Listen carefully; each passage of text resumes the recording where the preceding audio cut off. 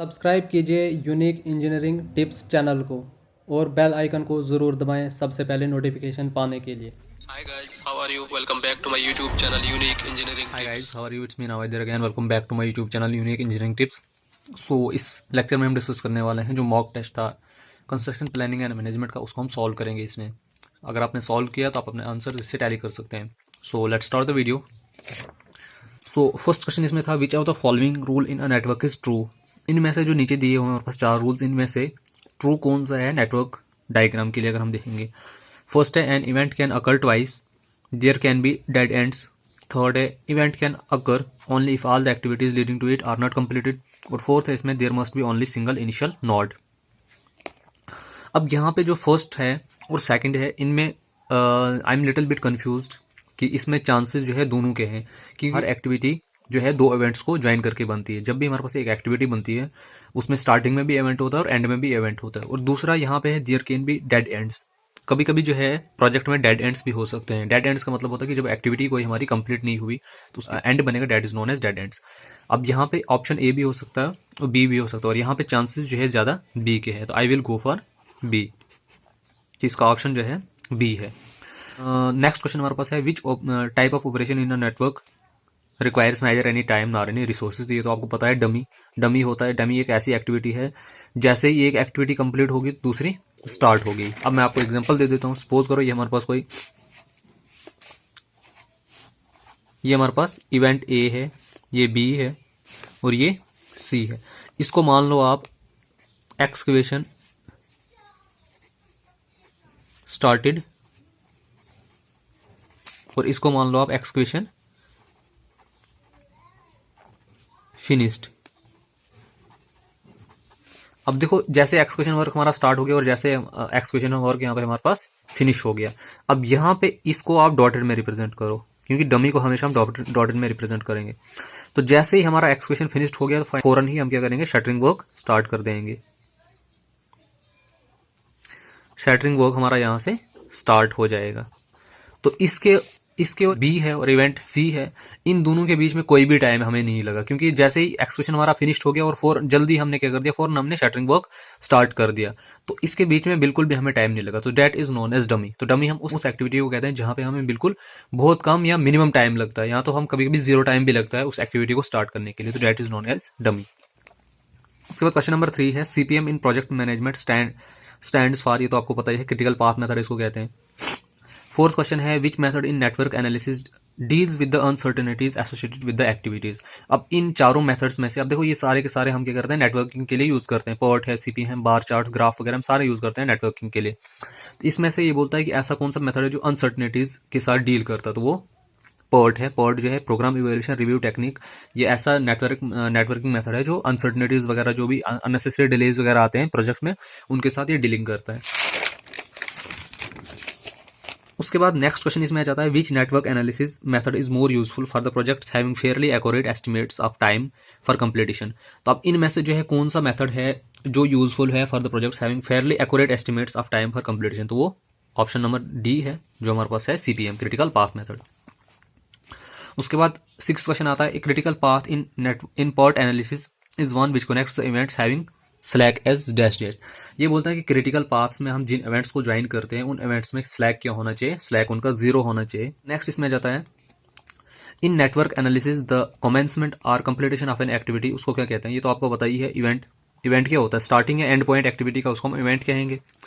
उसके बाद next question हमारे पास जाता है which network analysis is more useful for the projects of repetitive nature. अब यहाँ पे ये बोल रहा है कि अगर हमारे पास प्रोजेक्ट जो है रिपीटिव नेचर का होगा तो उनमें से जो है कौन सा जो है मेथड जो है ज्यादा यूजफुल है। अब इसमें भी मैं कंफ्यूज्ड हूँ, मुझे यहाँ पे डाउट है आइदर फर्स्ट और बी, तो आई थिंक कि यहाँ पे भी बी ही है, but I am not sure about it. अगर आप में से कोई आंसर जानता है तो आप मुझे वो कमेंट सेक्शन में बता सकता है। अब उसके बाद नेक्स्ट क्वेश्चन हमारे पास जाता है the maximum amount of time that can activity can be delayed without extending the completion time of the project is known as. तो ये ऑब्वियसली उसको पता है क्रिटिकल पाथ ही कहते हैं। तो ऑप्शन इसमें ड्यूरेशन, टाइम लिमिट, फ्लॉट या क्रिटिकल पाथ, तो इसमें क्रिटिकल पाथ ही ऑप्शन आएगा। In CPM the earliest finish time is calculated by earliest finish time को हम कैसे निकालते हैं, ये हमने फर्स्ट लेक्चर जो है सीपीएम का फुल लेक्चर जो अनइम्पोर्टेंट सीपीएम उस पर डिस्कस किया है। अर्लीस्ट एक्सपेक्टेड टाइम निकलता है, earliest start time plus activity duration करेंगे तो हमारे पास क्या निकल जाएगा, अर्लीस्ट फिनिश टाइम निकल जाएगा। क्वेश्चन नंबर 11 इसमें जाता है what is the correct sequence of jobs in construction management. तो करेक्ट सीक्वेंस क्या है, पहले हम प्लानिंग करेंगे, फिर शेड्यूलिंग करेंगे, फिर कंट्रोलिंग करेंगे। ऑब्वियसली इसमें ऑप्शन ए आएगा। ऐसा तो नहीं होगा कि पहले प्लान करेंगे फिर कंट्रोल फिर शेड्यूल। तो फर्स्ट प्लान किया जाता है, फिर उसको शेड्यूल किया जाता है, फिर उस चीज को कंट्रोल किया जाता है। उसके बाद नेक्स्ट क्वेश्चन इसमें जाता है सर्टेन की events in the life of a project are called, उनको माइलस्टोन्स कहते हैं। जो भी सर्टेन की इवेंट्स आते हैं, इंपॉर्टेंट इवेंट्स जो किसी भी प्रोजेक्ट में आते हैं, उनको date are known as milestones.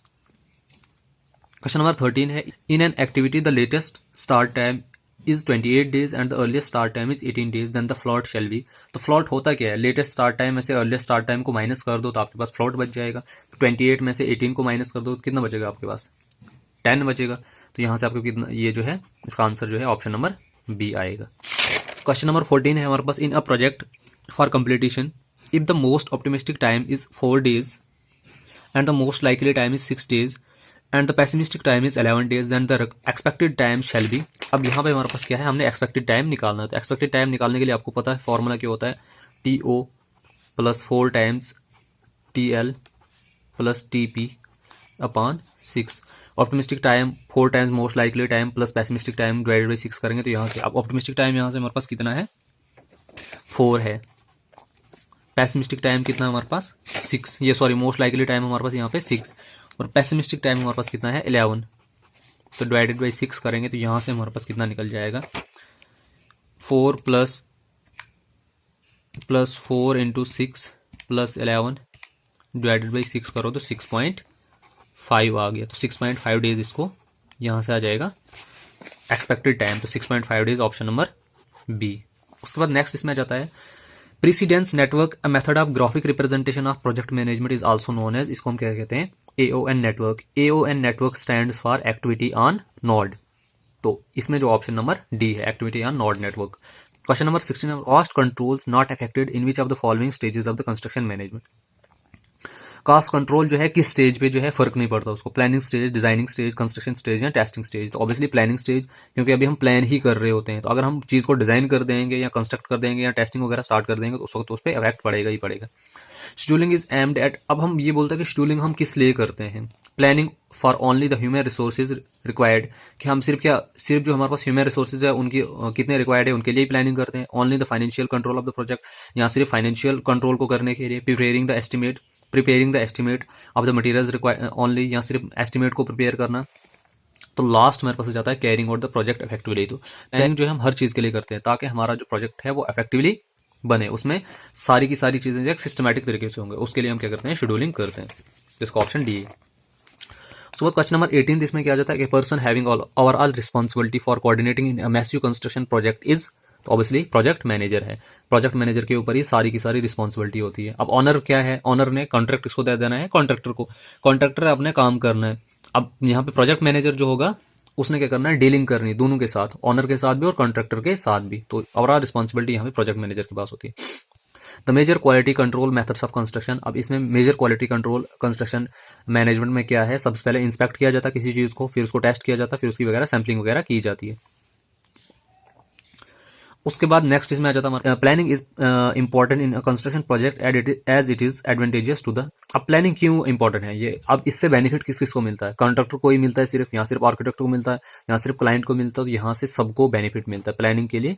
Planning important है सबके लिए, कॉन्ट्रैक्टर के लिए भी, आर्किटेक्ट के लिए भी और क्लाइंट के लिए भी इंपॉर्टेंट है।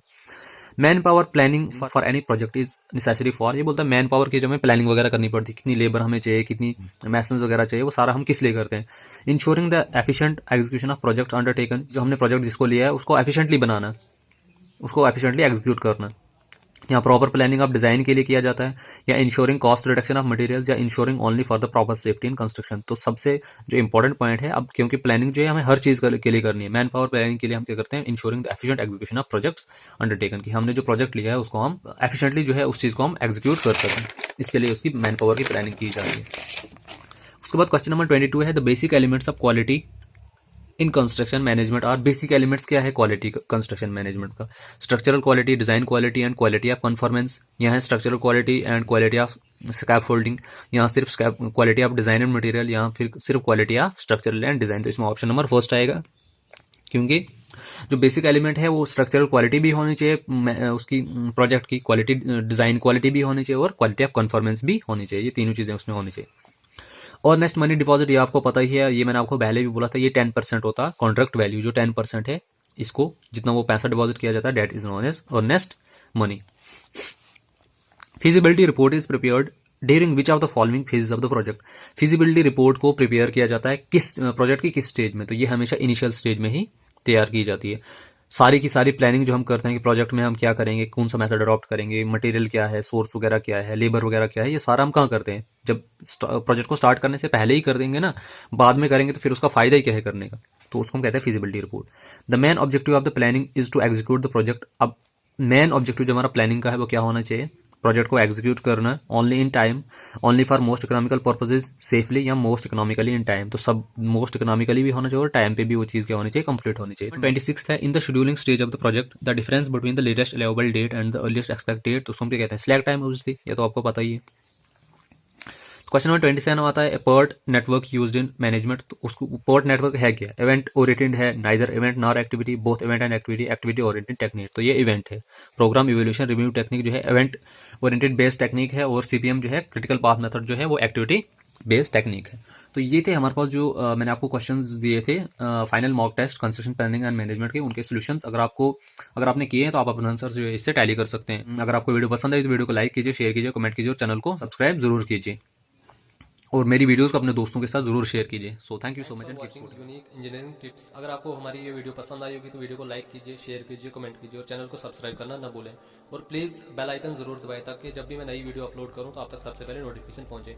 और प्रीवियस वीडियोस जितनी मैंने अपलोड की है उनकी जो पीडीएफ्स हैं वो डिस्क्रिप्शन में अवेलेबल हैं, तो आप वहां से उनको डाउनलोड कर सकते हैं। Thank you so much.